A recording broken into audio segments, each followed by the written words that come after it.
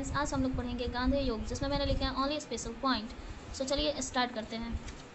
पहले लिखा है व्हेन महात्मा गांधी बॉर्न। महात्मा गांधी का जन्म कब हुआ? तो महात्मा गांधी का जन्म हुआ 2 अक्टूबर 1869 ईस्वी को। कौन सी जगह? North place, Porbandar. His father and mother name is Karamchandra Gandhi and mother is Putli Bai.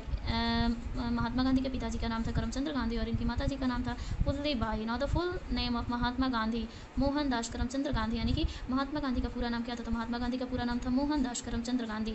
His father had 4 wives. जो इनके पिताजी थे तो उनकी 4 पत्नियां थी। Mahatma Gandhi was the youngest child of the 4th wife. Mahatma Gandhi चौथी पत्नी के सबसे छोटे बेटे थे। He was a 5th brothers. ये 5 भाई थे। Now when he was as of 13 he was married to Kasturba by as a child. जब ये 13 साल के थे तब इनकी शादी कस्तूरबा बाई से हुई थी, बाल अवस्था में ही। Who is the wife of Mahatma Gandhi? So Kasturba Bai is the wife of Mahatma Gandhi. How many child of Mahatma Gandhi? Mahatma Gandhi के कितने पुत्र या पुत्रियां थी? 4 चाइल्ड ऑफ महात्मा गांधी। महात्मा गांधी के कुल 4 बच्चे थे। फर्स्ट सबसे बड़े बेटे का नाम था Harilal Gandhi, second is Ramdas Gandhi, third is Devdas Gandhi, 4 is Manilal Gandhi. Educational level Mahatma Gandhi का हम लोग अब देखेंगे educational level. Now when he was small he read in primary school in Porbandar. जब ये छोटे थे तो प्राथमिक विद्यालय में पोरबंदर के पढ़ते थे। And then he was 13 year old he gone in Rajkot and passed metric from here। जब ये 13 साल के हुए तो ये चले गए पढ़ने के लिए राजकोट और वहीं से इन्होंने अपने 10वीं की पढ़ाई पूरी की।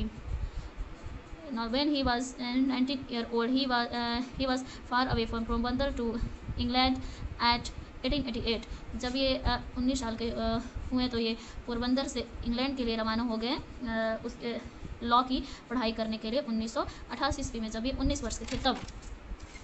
अब गांधी जी का अफ्रीका में पढ़ते हैं हम लोग।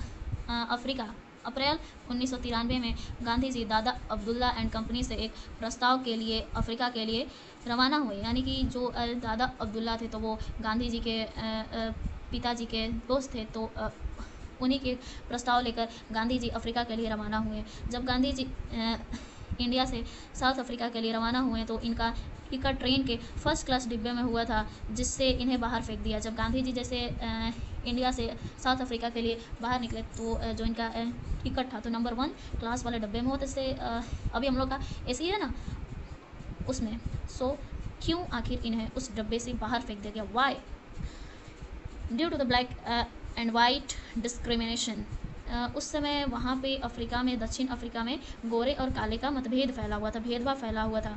और गांधी जी अफ्रीका में कब तक रहे? 1893 से 1814 तक रहे। फर्स्ट सत्याग्रह गांधी जी ने कब किया था? 1906 में, जो कि गांधी जी ने दक्षिण अफ्रीका में किया था भेदभाव को मिटाने के लिए, गोरे और काले का मतभेद मिटाने के लिए। जब गांधी जी गोरे और काले का मतभेद मिटा देते हैं तो गांधी जी यहाँ पे आते हैं 9 जनवरी 1950। International hero back in India. अब इंडिया में देखते हैं गांधी जी ने कौन से कामकाज किए थे, इनके कौन से आंदोलन थे जो कि गांधी जी ने किए थे। गांधी जी अफ्रीका गए थे 1993 में। गांधी जी का पहला सत्याग्रह, यहाँ पे सारे मैंने स्पेशल पॉइंट्स लिखे हैं। गांधी जी का पहला सत्याग्रह जो कि गांधी जी ने अफ्रीका में किया था 96। फिर से गांधी जी अफ्रीका से भारत लौटे 1915। गांधी जी को केसर हिंद की उपाधि कब मिली? 1915। साबरमती आश्रम की स्थापना 1916। चंपारण सत्याग्रह गांधी जी ने बिहार में किया था, जो कि 3 कटिया पद्धति को समाप्त करने के लिए। 3 कटिया पद्धति क्या थी? तो 3 कटिया पद्धति थी। जो अंग्रेज़ थे तो वो बोलते थे कि अगर तुम 3 हिस्से में खेती करते हो तो एक हिस्से में नील का खेती किया करो। जैसे कि जानते हैं हम लोग कि नील की खेती करने से वहाँ का जो ज़मीन होता है तो वो 6-7 साल तक बंजर पड़ जाता है, जिससे आप उसमें कोई भी खेती वेती नहीं कर सकते एक्चुअली। चलिए अब आगे बढ़ते हैं। हम लोग 3 कटिया पद्धति के बारे में समझ लिए, जो कि बिहार में हुआ था, चंपारण जिले में, जिसका नाम पर है चंपारण सत्याग्रह 1917 में हुआ था। अब पढ़ते हैं आगे अहमदाबाद मिल मजदूर आंदोलन, जो कि 1918 में हुआ था। गुजरात में मज़दूरों की जो सेठ थे अंग्रेज़, तो वो पहले बोले हैं कि तुम काम करो मेरे पास, तो जैसे कि 20 रुपये मैं तुमको दे रहा हूँ तो उस समय मैं तुमको 30 रुपये दूंगा। जो कि उस समय प्लेग की बीमारी फैली हुई थी तो सारे मज़दूर वहाँ पे रुक गए और फिर से काम करने लगे। फिर कितने लोगों की प्लेग की बीमारी के चलते मौत हो गई। फिर जब उनके परिवार वाले पैसा मांगने गए, चाहे जो मज़दूर बचे थे वो पैसा मांगने गए, तो फिर सेठों ने देने से मना कर दिया।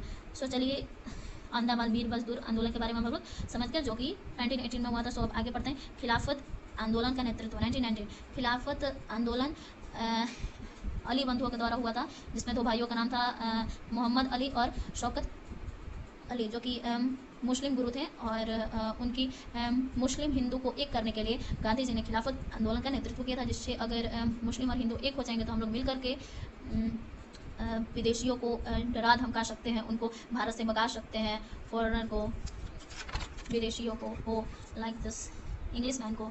सो अब पढ़ते हैं आगे। असहयोग आंदोलन कब हुआ था? तो असहयोग आंदोलन 1920 में हुआ था। तो अब आप लोग पूछेंगे कि असहयोग आंदोलन क्या था, तो अब हम लोग जानते हैं कि असहयोग आंदोलन क्या था। तो असहयोग आंदोलन एक ऐसा आंदोलन था जिसमें महात्मा गांधी ने कहा कि ब्रिटिश शासन भारतीयों की मदद से ही चल जा रहा है, अगर भारतीय उनका सहयोग करना छोड़ दे तो साल भर के भीतर ब्रिटिश शासन ठहर जाएगा। तो उस समय असहयोग आंदोलन चला 1920 ईस्वी में। अब देखते हैं असहयोग आंदोलन कब गांधी जी ने ले लिया। तो 1922 में तो क्या हुआ था कि गांधी जी ने इसको ले लिया।